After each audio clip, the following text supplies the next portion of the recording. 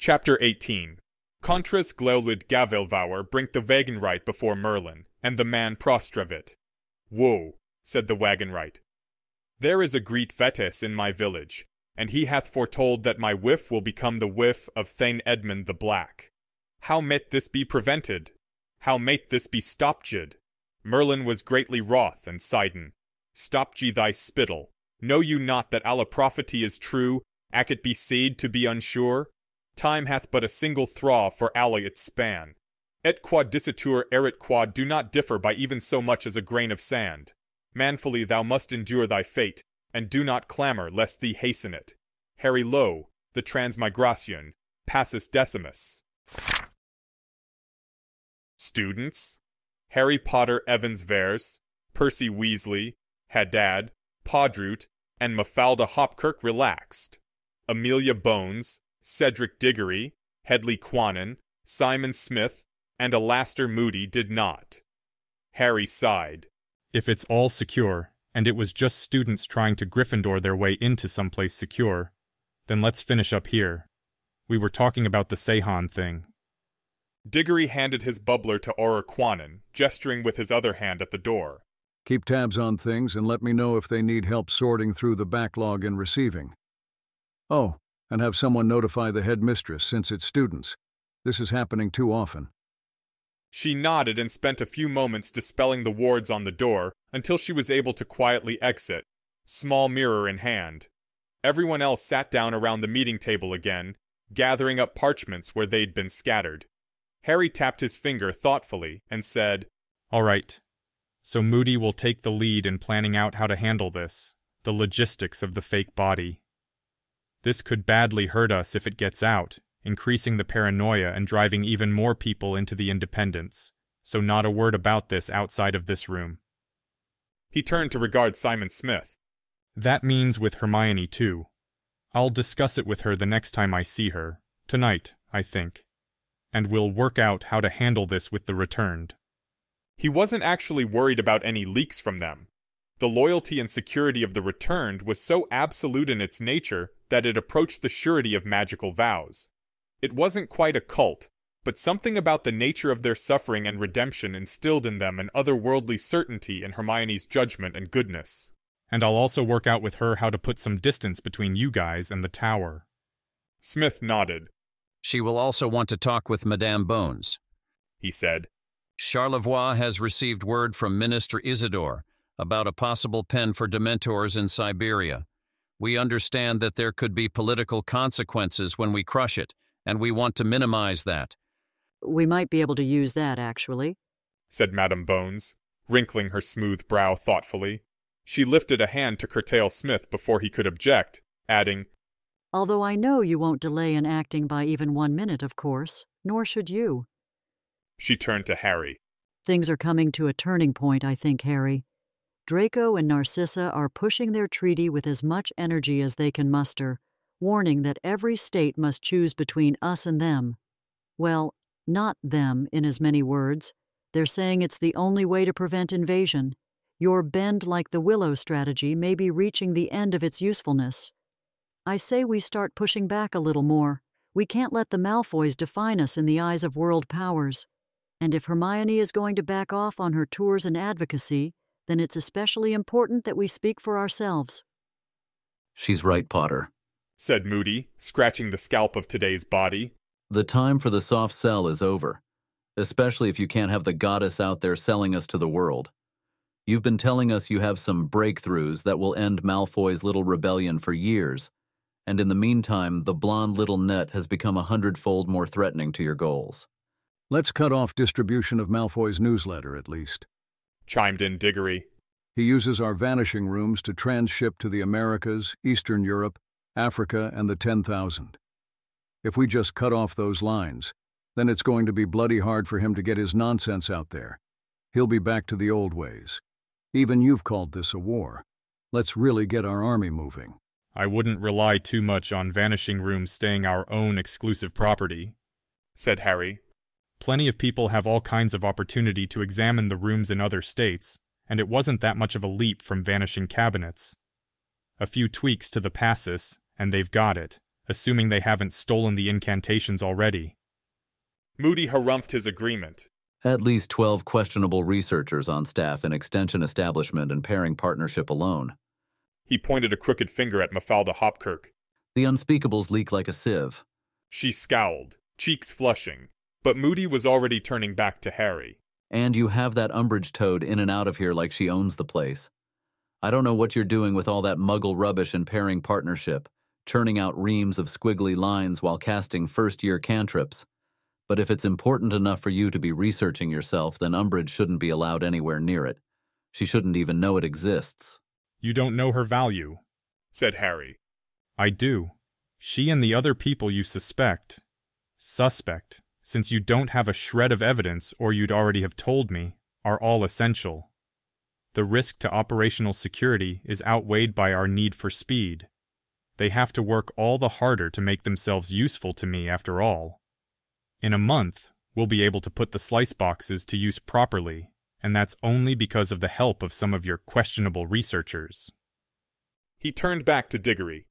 And you're not cutting off freedom of the press either. Everyone gets to say whatever they want. That doesn't stop us from replying, at least, said Diggory. A frown appeared on his ridiculously handsome face. He cut off the train of thought before it could proceed much further. Fair point. We have regular announcements and releases in the Prophet, but it might shift the Overton window more if we also had our own newsletter. Percy, maybe you could come up with a few names on who might head that up. Weasley nodded, making notes on the parchment in front of him. I have a few people in mind. Thank Merlin for small favors, groused Bones. I'd like one of my people on that too. Malfoy's fired off 2 bombs just last month, and this one's talking about freedom of the press, muttered Moody, disgruntled with where they'd left the topic. Going to need metal detectors on the tower entrance soon. Not a bad thought, actually, and we can do that now with that loony leaf. He trailed off, thinking. Harry glanced at the agenda in front of him. Moving on, the Westphalians are asking for us to publicly cut all financial ties with Cyprus. I'm guessing that would be to impress Cappadocia with their clout, for whatever reason, and for equality in trade. In other words, we drop all tariffs and pressure others to do so as well, said Bones. Old hat from them. They've been demanding it for a century. Yes, and it would be a huge victory if Hig got us to agree to that. It would put the treaty over the top with them and increase his personal prestige. If we're cultivating him, that would make sense, mused Weasley. A big hit to your own popularity here at home, but it would be in sectors where we can afford the loss. He also wants us to send them some arithmancers to train them in progressive taxation, said Harry, smiling. The secret to our wealth. But if we agree to that, well, Hig has laid that out as non-negotiable before they'll recommend the treaty. Once they recommend it, it's as good as passed in the United States and Canada, commented Haddad. The chief goldsmith pulled an ornate snuff box from a small pocket in his jacket, loading the crook of his index finger with a pinch. Probably a few other countries in the Americas as well. Yes, it's common knowledge they own the North, sure enough, said Bones thoughtfully. But Dumbledore thought, and I agree with him, that they could swing almost all of the Americas around like a toy Kneazle. He was uncomfortable with that aspect of American affairs, even as he needed to work with their people in the Confederation to keep things in check. Yes, I'm inclined to agree. I think we should make the deal, if we can. We'll get on the wing to other major signatories and make sure we have a majority in favor, though, Harry said. If we jump on this, it might forestall them using the independence situation even more to their advantage. I honestly still think they could go either way. We need to lock the council down. Their intelligence operation is invaluable, particularly given our current situation. We can worry about dismantling it after we understand what we're up against. Even with the mysterious 3 in play, asked Moody, they'd still consider staying neutral? There are some people in the council who like the idea of 3 world coalitions: Independence, Health and Life, and Westphalia. Councillor Strongbound has been trying to put together enough votes to get Westphalia to reject any motion to endorse us, playing it as another move by imperialist Britain to take control. He's echoing a lot of Malfoy talk, Harry said. Hig leads the majority there, but he doesn't own the Council of Westphalia as thoroughly as they own the politics of the states. He's with us, I think, but he's not everyone. One of the doors opened, and Crane entered the room, Pip at her side. He had a slip of parchment in hand. Sir, we thought you should see this. One of the intruders today had it, but it doesn't appear to be any language we recognize. A code, or just another part of the prank meant to look like a code, Added Crane. They had a sack full of transfigured doxies and a transfigured vanishing cabinet, too. And one of these, she said, holding up a small wooden abacus. Someone's in trouble, said Harry, whistling and raising his eyebrows. Okay, they got my attention. Bring them in here and ask the headmistress to join us if she's free. He glanced around. I think we've covered nearly everything. Everything high security, anyway. Percy will have some owls out to everyone about a few more things, but it's nothing we can't solve later or at a distance. Bones, you'll be in Norden for a week from tomorrow, yes? She nodded as she got to her feet, shuffling parchments into a pile. I'll owl you about some things then. Everyone departed their separate ways, exchanging cordial pleasantries as they did so. Most headed to the entrance to the tower, so they could get a portkey out of Hogwarts, while Podret went back to material methods. Moody stayed behind long enough to kill a fly he'd noticed in the room with a well-placed curse, then went to check out the situation in the receiving room. While Crane and Pip went to go bring in the students that had been taken prisoner, placed under arrest. What was the proper terminology? Harry examined the slip of parchment. It contained a string of characters.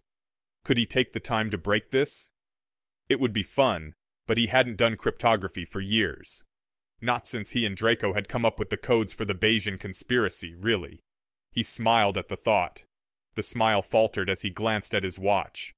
Not much time left before he needed to get to the clinic and finish off the transfigurations that were in progress or in holding. The patients might mostly be in magical sleep, unconscious of the passage of time, but the healers on duty were not so lucky. Clinic time was starting to dominate his daily schedule. They were going to have to change protocol and figure out some way for him to multitask. The stone required no concentration or effort from him after all. Giving the stone to someone else, anyone other than Hermione, was an impossibility, of course. Well, he had a few minutes anyway. He took a mechanical pencil from his pocket, turned his agenda over to use as scrap paper, and got to work. The opening digits were clearly significant in some way. Was it a Caesar cipher, rotating through the alphabet 33 letters, i.e. 7 letters, one way or another? That would be easy almost beyond belief, but this was magical Britain, and maths hadn't yet penetrated very deep. Easy enough to check. Abjuplu? No, that wasn't it clearly.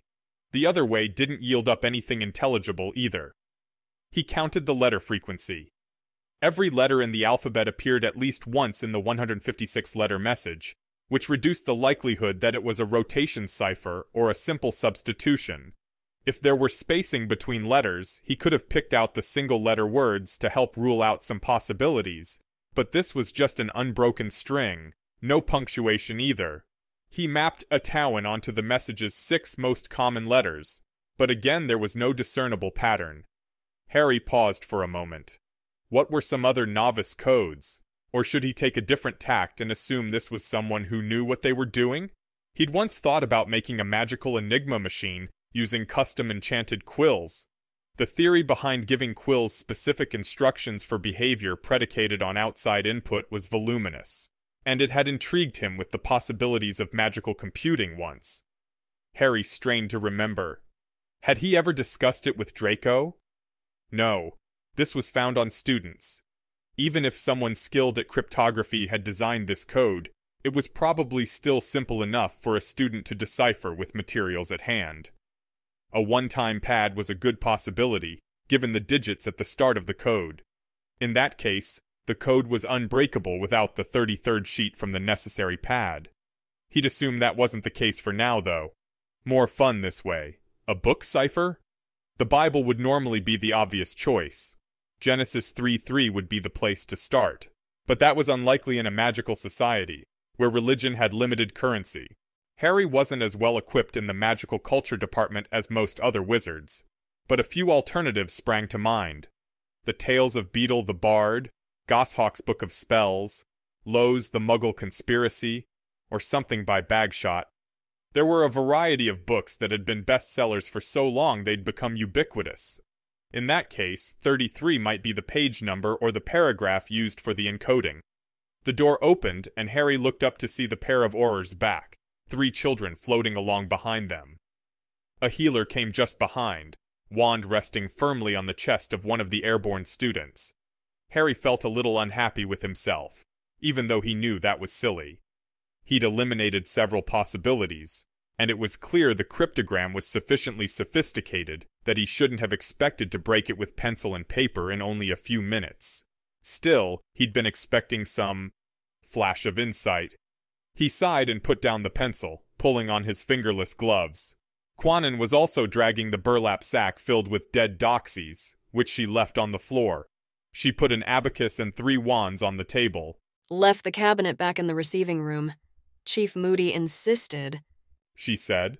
Harry nodded, approaching the 3rd child. He rested a hand on the boy's leg, examining him. He was injured? He asked the healer. Yes, replied the man, a tall and slender fellow with a beaky nose. Tears along the ligamentum teres hepatis and mesentery. Cardiac contusions, pulmonary contusions, multiple fractures, and E-ax bleed. Fixed the brain, then got him trip R, and everything bagged again. Trauma was all severe but typical.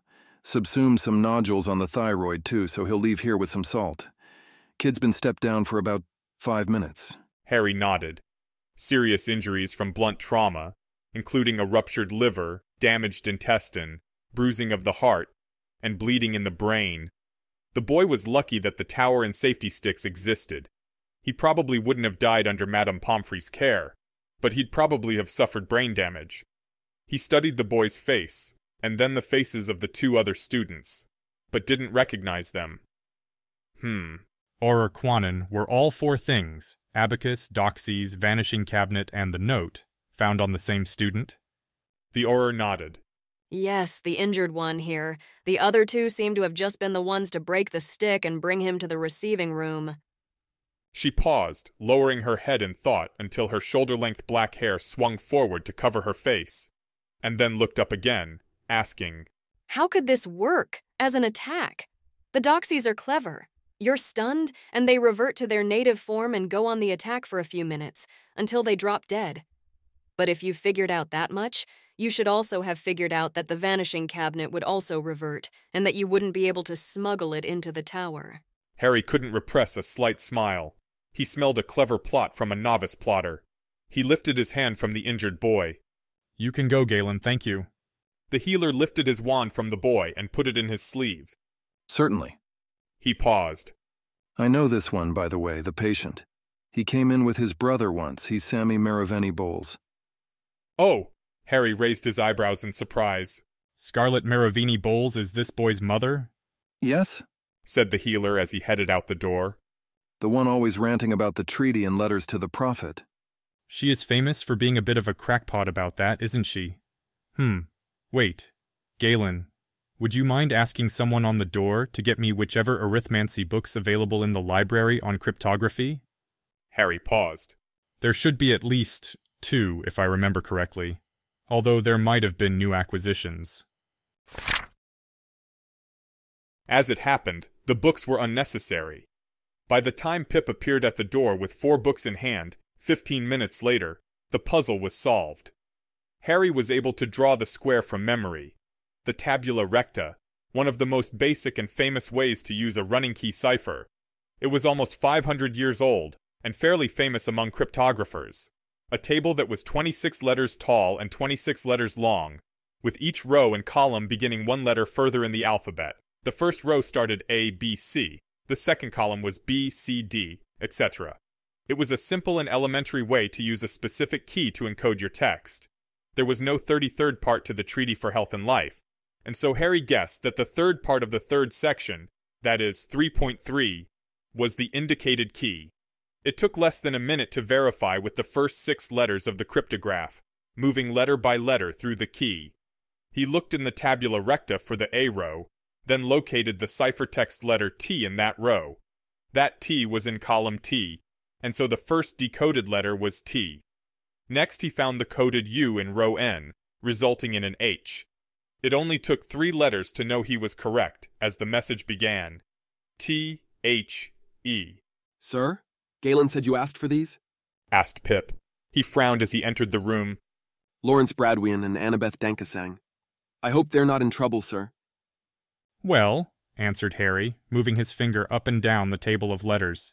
T-H-E-C-U-P-I-S-N-O-T-E-N-O-U-G-H. The cup is not enough. I think they're in a great deal of trouble indeed.